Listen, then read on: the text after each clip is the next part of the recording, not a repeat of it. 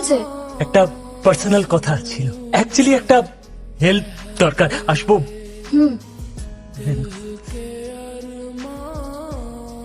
কি হেল্প করব? একটা চাকরি খুঁজে দেবে? বিজনেস করো না। না না না, ব্যবসা করা যাবে না, বাবা করে। ভালো তো, জয়েন হিম। নো বে, father's business, none of my business. তোমার অফিসে একটা আঁকড়ি আমার অফিসে চাকরি? No way.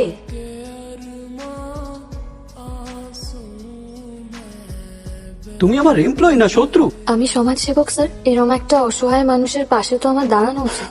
অসহায় যখন, তাহলে একটা কাজ করাই যেতে পারে।